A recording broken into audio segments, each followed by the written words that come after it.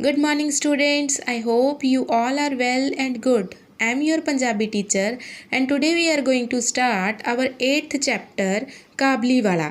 ਕਾਬਲੀ ਵਾਲਾ ਕਿਹੜਾ ਹੁੰਦਾ ਬੱਚੇ? ਜਿਹੜਾ ਗਲੀਆਂ ਦੇ ਵਿੱਚ ਕੁਝ ਨਾ ਕੁਝ ਵੇਚਣ ਆਉਂਦਾ ਹੈ ਉਹਨੂੰ ਅਸੀਂ ਕਾਬਲੀ ਵਾਲਾ ਕਹਿੰਦੇ ਹਾਂ। ਕਾਬਲੀ ਵਾਲੇ ਦਾ ਛੋਟੀ ਬੱਚੀ ਅਤੇ ਹੋਰ ਬੱਚਿਆਂ ਨਾਲ ਪਿਆਰ। ਅਤੇ ਤੁਸੀਂ ਕੀ ਸਿੱਖੋਗੇ ਇਸ ਪਾਠ ਦੇ ਵਿੱਚੋਂ ਕਿ ਜਿਹੜਾ ਇਨਸਾਨ ਹੈ ਉਹ ਰਿਸ਼ਤਿਆਂ ਦੇ ਆਸਰੇ ਹੀ ਜ਼ਿੰਦਗੀ ਜਿਉਂਦਾ ਹੈ। ਤਾਂ ਸ਼ੁਰੂ ਕਰਦੇ ਹਾਂ ਆਪਣਾ ਪਾਠ ਕਾਬਲੀ ਵਾਲਾ। मेरी 5 साल की छोटी बेटी मिन्नी पल भर भी चुप नहीं बैठ सकती। एक दिन सवेरे सवेरे कहन लगी, पिता जी रामदयाल दरबान है ना, वो काग नूं कां कहंदा है। ਉਹਨੂੰ ਕੁਝ ਪਤਾ ਹੀ ਨਹੀਂ ਪਿਤਾ ਜੀ। ਮੇਰੇ ਕੁਝ ਕਹਿਣ ਤੋਂ ਪਹਿਲਾਂ ਹੀ ਉਹ ਦੂਜੀ ਗੱਲ ਛੇੜ ਬਹਿੰਦੀ ਹੈ। ਵੇਖੋ ਪਿਤਾ ਜੀ, ਭੋਲਾ ਕਹਿੰਦਾ ਹੈ ਅਸਮਾਨ ਵਿੱਚ ਹਾਥੀ ਸੁੰਡ ਨਾਲ ਪਾਣੀ ਸੁੱਟਦਾ ਹੈ, ਇਸ ਕਰਕੇ ਮੀਂਹ ਪੈਂਦਾ ਹੈ। ਦੱਸੋ ਪਿਤਾ ਜੀ, ਭੋਲਾ ਝੂਠ ਬੋਲਦਾ ਹੈ ਨਾ। ਇੰਨਾ ਕਹਿ ਕੇ ਉਹ ਖੇਡਣ ਲੱਗ ਪਈ। ਮੇਰਾ ਘਰ ਸੜਕ ਦੇ ਕੰਢੇ ਹੈ। ਕੰਢੇ ਮੀਨਸ ਹੁੰਦਾ ਬੱਚੇ ਕਿਨਾਰੇ। ਇੱਕ ਦਿਨ ਮਿੰਨੀ ਮੇਰੇ ਕਮਰੇ ਵਿੱਚ ਖੇਡ ਰਹੀ ਸੀ। ਅਚਾਨਕ ਉਹ ਖੇਡ ਛੱਡ ਕੇ ਖਿੜਕੀ ਵੱਲ ਦੌੜ ਗਈ ਅਤੇ ਬੜੇ ਜ਼ੋਰ ਨਾਲ ਚੀਕਣ ਲੱਗੀ। ਇਹ ਬੱਚੇ ਇਸ ਪਾਠ ਦੇ ਵਿੱਚ ਮਿੰਨੀ ਹੈ ਅਤੇ ਇਹ ਹੈ ਕਾਬਲੀ ਵਾਲਾ। ਸੋ ਅੱਗੇ ਕੀ ਹੋਇਆ? ਕਾਬਲੀ ਵਾਲੇ ਮੋਢੇ 'ਤੇ ਮੇਵਿਆਂ ਦੀ ਬੋਰੀ ਲਟਕਾਈ, ਹੱਥ ਵਿੱਚ ਅੰਗੂਰਾਂ ਦੀ ਟੋਕਰੀ ਫੜੀ ਇੱਕ ਉੱਚਾ ਲੰਬਾ ਕਾਬਲੀ ਵਾਲਾ ਧੀਮੀ ਚਾਲ ਵਿੱਚ ਸੜਕ 'ਤੇ ਜਾ ਰਿਹਾ ਸੀ। ਜਿਵੇਂ ਹੀ ਉਹ ਸਾਡੇ ਘਰ ਵੱਲ ਮੁੜਿਆ, ਮਿੰਨੀ ਡਰ ਕੇ ਅੰਦਰ ਭੱਜ ਗਈ। ਉਹ ਡਰ ਗਈ ਕਿ ਕਿਧਰੇ ਉਹ ਉਸਨੂੰ ਫੜ ਹੀ ਨਾ ਲਵੇ। ਉਸਦੇ ਮਨ ਵਿੱਚ ਇਹ ਗੱਲ ਘਰ ਕਰ ਗਈ ਕਿ ਕਾਬਲੀ ਵਾਲੇ ਦੇ ਬੋਰੀ ਖੋਲ੍ਹਣ 'ਤੇ ਵਿੱਚ 2-4 ਬੱਚੇ ਨਿਕਲ ਸਕਦੇ ਹਨ। ਕਾਬਲੀ ਵਾਲੇ ਨੇ ਮੁਸਕਰਾ ਕੇ ਮੈਨੂੰ ਸਲਾਮ ਕੀਤੀ। ਮੈਂ ਉਸ ਤੋਂ ਕੁਝ ਸੌਦਾ ਖਰੀਦਿਆ। ਫਿਰ ਉਹ ਪੁੱਛਣ ਲੱਗਾ, ਬਾਬੂ ਸਾਹਿਬ ਤੁਹਾਡੀ ਬੱਚੀ ਕਿੱਥੇ ਹੈ? ਮੈਂ ਮਿੰਨੀ ਦਾ ਡਰ ਕੱਢਣ ਖਾਤਰ ਮਿੰਨੀ ਨੂੰ ਆਵਾਜ਼ ਦੇ ਕੇ ਬੁਲਾਇਆ। ਕਾਬਲੀ ਵਾਲਾ ਬੋਰੀ ਵਿੱਚੋਂ ਬਦਾਮ ਕਿਸ਼ਮਿਸ਼ ਕੱਢ ਕੇ ਮਿੰਨੀ ਨੂੰ ਦੇਣ ਲੱਗਾ, ਪਰ ਮਿੰਨੀ ਨੇ ਕੁਝ ਵੀ ਨਹੀਂ ਲਿਆ। ਡਰ ਨਾਲ ਉਹ ਮੇਰੀਆਂ ਲੱਤਾਂ ਨਾਲ ਚਿੰਬੜ ਗਈ, ਭਾਵ ਲੱਤਾਂ ਨਾਲ ਜੁੜ ਗਈ।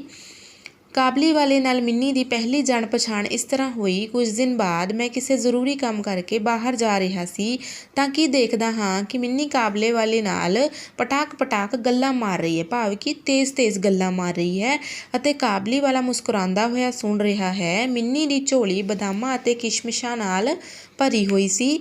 ਮੈਂ ਕਾਬਲੀ ਵਾਲੇ ਨੂੰ ਇੱਕ ਅਠਿਆਨੀ ਦਿੰਦੇ ਹੋਏ ਕਿਹਾ, ਇਸ ਨੂੰ ਇਹ ਸਭ ਕੁਝ ਕਿਉਂ ਦਿੱਤਾ? ਅੱਗੇ ਤੋਂ ਨਾ ਦੇਣਾ। ਇੰਨਾ ਕਹਿ ਕੇ ਮੈਂ ਚਲਾ ਗਿਆ। ਕੁਝ ਦੇਰ ਤੱਕ ਕਾਬਲੀ ਵਾਲਾ ਮਿੰਨੀ ਨਾਲ ਗੱਲਾਂ ਕਰਦਾ ਰਿਹਾ। ਜਾਂਦਾ ਹੋਇਆ ਉਹ ਅਠਿਆਨੀ ਮਿੰਨੀ ਦੀ ਝੋਲੀ ਵਿੱਚ ਸੁੱਟ ਗਿਆ। ਜਦ ਮੈਂ ਘਰ ਵਾਪਸ ਆਇਆ ਤਾਂ ਦੇਖਿਆ ਮਿੰਨੀ ਦੀ ਮਾਂ ਉਸਨੂੰ ਕਾਬਲੀ ਵਾਲੇ ਤੋਂ ਅਠਿਆਨੀ ਲੈਣ ਕਰਕੇ ਡਾਂਟ ਰਹੀ ਸੀ, ਭਾਵ ਕਿ ਉਹਨੂੰ ਝਿੜਕ ਪੈ ਰਹੀ ਸੀ। ਕਾਬਲੀ ਵਾਲਾ ਹਰ ਰੋਜ਼ ਆਉਂਦਾ ਰਿਹਾ। ਉਸਨੇ ਕਿਸ਼ਮਿਸ਼ ਬਦਾਮ ਦੇ ਕੇ ਮਿੰਨੀ ਦੇ ਛੋਟੇ ਜਿਹੇ ਦਿਲ 'ਤੇ ਕਬਜ਼ਾ ਕਰ ਲਿਆ, ਭਾਵ ਕਿ ਅਧਿਕਾਰ ਕਰ ਲਿਆ। ਦੋਵੇਂ ਦੇਰ ਤੱਕ ਗੱਲਾਂ ਕਰਦੇ ਅਤੇ ਜ਼ੋਰ ਦੀ ਹੱਸਦੇ। ਰਹਿਮਤ ਕਾਬਲੀ ਵਾਲੇ ਨੂੰ ਦੇਖਦਿਆਂ ਹੀ ਮੇਰੀ ਬੱਚੀ ਹੱਸਦੀ ਹੋਈ ਪੁੱਛਦੀ, ਕਾਬਲੀ ਵਾਲੇ ਤੇਰੀ ਬੋਰੀ ਵਿੱਚ ਕੀ ਹੈ? ਰਹਿਮਤ ਹੱਸਦਾ ਹੋਇਆ ਕਹਿੰਦਾ, ਹਾਥੀ। ਫਿਰ ਮਿੰਨੀ ਨੂੰ ਪੁੱਛਦਾ, ਤੂੰ ਸਹੁਰੇ ਕਦੋਂ ਜਾਵੇਂਗੀ? ਉਲਟਾ ਮਿੰਨੀ ਰਹਿਮਤ ਨੂੰ ਪੁੱਛਦੀ, ਤੂੰ ਸਹੁਰੇ ਕਦੋਂ ਜਾਵੇਂਗਾ? ਰਹਿਮਤ ਆਪਣਾ ਮੁੱਕਾ ਘੁਮਾ ਕੇ ਕਹਿੰਦਾ ਹੈ, ਮੈਂ ਸਹੁਰੇ ਨੂੰ ਮਾਰਾਂਗਾ। ਉਸਦੀ ਇਸ ਗੱਲ 'ਤੇ ਮਿੰਨੀ ਬਹੁਤ ਹੱਸਦੀ ਹੈ। ਹਰ ਸਾਲ ਸਰਦੀਆਂ ਦੇ ਅੰਤ ਵਿੱਚ ਕਾਬਲੀ ਵਾਲਾ ਆਪਣੇ ਦੇਸ਼ ਚਲਿਆ ਜਾਂਦਾ ਹੈ। ਜਾਣ ਤੋਂ ਪਹਿਲਾਂ ਉਹ ਸਭ ਲੋਕਾਂ ਤੋਂ ਪੈਸੇ ਉਗਰਾਹੁਣ 'ਤੇ ਲੱਗਿਆ ਰਹਿੰਦਾ ਹੈ। ਉਗਰਾਹੁਣ ਮੀਨਸ ਹੁੰਦਾ ਬੱਚੇ ਪੈਸਿਆਂ ਨੂੰ ਇਕੱਠਾ ਕਰਨਾ, ਉਹਨੂੰ ਅਸੀਂ ਉਗਰਾਹੁਣ ਕਹਿੰਦੇ ਹਾਂ। ਉਸਨੂੰ ਘਰ ਘਰ ਜਾਣਾ ਪੈਂਦਾ ਹੈ। ਫਿਰ ਵੀ ਉਹ ਦਿਨ ਵਿੱਚ ਇੱਕ ਵਾਰ ਮਿੰਨੀ ਨੂੰ ਜ਼ਰੂਰ ਮਿਲਣ ਆਉਂਦਾ। ਇੱਕ ਦਿਨ ਸਵੇਰੇ ਮੈਂ ਆਪਣੇ ਕਮਰੇ ਵਿੱਚ ਬੈਠਾ ਕੋਈ ਕੰਮ ਕਰ ਰਿਹਾ ਸੀ। ਬਾਹਰ ਸੜਕ 'ਤੇ ਸ਼ੋਰ ਸੁਣਾਈ ਦਿੱਤਾ। ਦੇਖਿਆ ਕਿ ਰਹਿਮਤ ਨੂੰ 2 ਸਿਪਾਹੀ ਬੰਨ੍ਹ ਕੇ ਲਈ ਜਾਂਦੇ ਹੈ। ਰਹਿਮਤ ਦੇ ਕੁੜਤੇ 'ਤੇ ਲਹੂ ਦੇ ਨਿਸ਼ਾਨ ਲੱਗੇ ਹੋਏ ਹਨ। ਸਿਪਾਹੀ ਦੇ ਹੱਥ ਵਿੱਚ ਲਹੂ ਨਾਲ ਲਿਬੜਿਆ ਹੋਇਆ ਛੁਰਾ ਸੀ। ਕੁਝ ਸਿਪਾਹੀ ਤੋਂ ਅਤੇ ਕੁਝ ਰਹਿਮਤ ਦੇ ਮੂੰਹੋਂ ਸੁਣਿਆ ਕਿ ਸਾਡੇ ਗੁਆਂਢ ਵਿੱਚ ਰਹਿ ਰਹੇ ਇੱਕ ਆਦਮੀ ਨੇ ਰਹਿਮਤ ਤੋਂ ਇੱਕ ਚਾਦਰ ਖਰੀਦੀ ਸੀ। ਉਸ ਵੱਲ ਕੁਝ ਪੈਸੇ ਰਹਿਮਤ ਦੇ ਉਧਾਰ ਸਨ, ਜਿਨ੍ਹਾਂ ਨੂੰ ਮੋੜਨ ਤੋਂ ਉਹ ਨਾ ਕਰ ਰਿਹਾ ਸੀ। ਦੋਹਾਂ ਦਾ ਇਸ ਗੱਲ 'ਤੇ ਝਗੜਾ ਹੋ ਗਿਆ ਤੇ ਕਾਬਲੀ ਵਾਲੇ ਨੇ ਉਸ ਨੂੰ ਛੁਰਾ ਮਾਰ ਦਿੱਤਾ। ਇੰਨੇ ਨੂੰ ਕਾਬਲੀ ਵਾਲੇ ਕਹਿੰਦੀ ਹੋਈ ਮਿੰਨੀ ਬਾਹਰ ਆ ਗਈ। ਰਹਿਮਤ ਦਾ ਚਿਹਰਾ ਪਲ ਭਰ ਲਈ ਖਿੜ ਗਿਆ। ਮਿੰਨੀ ਨੇ ਆਉਂਦਿਆਂ ਹੀ ਉਸ ਨੂੰ ਪੁੱਛਿਆ, ਤੂੰ ਸਹੁਰੇ ਕਦੋਂ ਜਾਵੇਂਗਾ? ਰਹਿਮਤ ਨੇ ਹੱਸ ਕੇ ਕਿਹਾ, ਉੱਥੇ ਹੀ ਜਾ ਰਿਹਾ ਹਾਂ। ਰਹਿਮਤ ਨੂੰ ਲੱਗਿਆ ਕਿ ਉਸ ਦੇ ਉੱਤਰ ਨਾਲ ਮਿੰਨੀ ਖੁਸ਼ ਨਹੀਂ ਹੋਈ ਤਾਂ ਉਸਨੇ ਮੁੱਕਾ ਦਿਖਾ ਕੇ ਕਿਹਾ, ਸਹੁਰੇ ਨੂੰ ਮਾਰ ਦਿੰਦਾ, ਪਰ ਕੀ ਕਰਾਂ, ਮੇਰੇ ਹੱਥ ਬੰਨੇ ਹੋਏ ਹਨ। ਛੁਰਾ ਮਾਰਨ ਦੇ ਅਪਰਾਧ ਵਿੱਚ ਰਹਿਮਤ ਨੂੰ ਕਈ ਸਾਲਾਂ ਦੀ ਸਜ਼ਾ ਹੋਈ।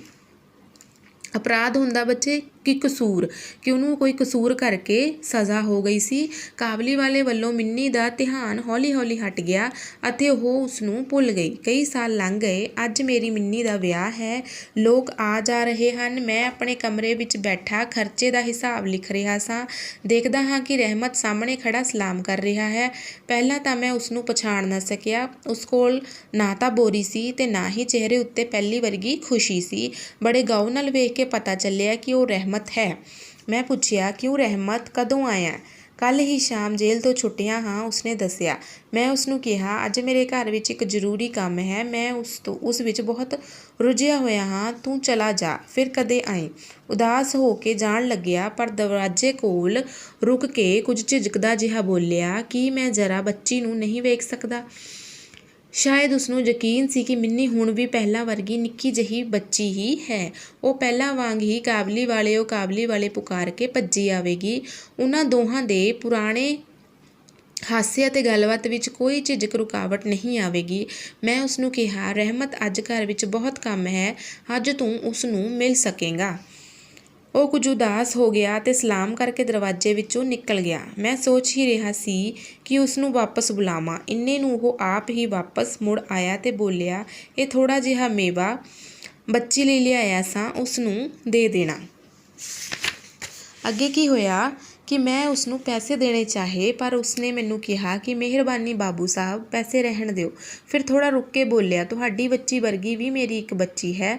ਉਸਨੂੰ ਯਾਦ ਕਰਕੇ ਹੀ ਮੈਂ ਬੱਚੀ ਲਈ ਥੋੜ੍ਹਾ ਜਿੰਨਾ ਮੇਵਾ ਲਿਆਇਆ ਕਰਦਾ ਸਾਂ, ਸੌਦਾ ਵੇਚਣ ਲਈ ਨਹੀਂ ਸੀ ਆਇਆ ਕਰਦਾ।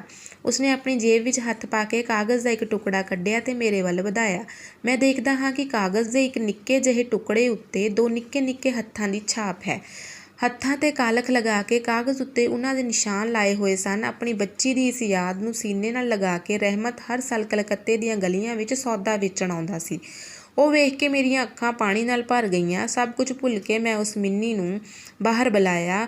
ਵਿਆਹ ਵੇਲੇ ਦੀ ਪੂਰੀ ਪੁਸ਼ਾਕ ਪਾਈ ਅਤੇ ਗਹਿਣਿਆਂ ਨਾਲ ਸੱਜੀ ਹੋਈ ਮਿੰਨੀ ਮੇਰੇ ਵੱਲ ਆ ਕੇ ਖੜੀ ਹੋ ਗਈ।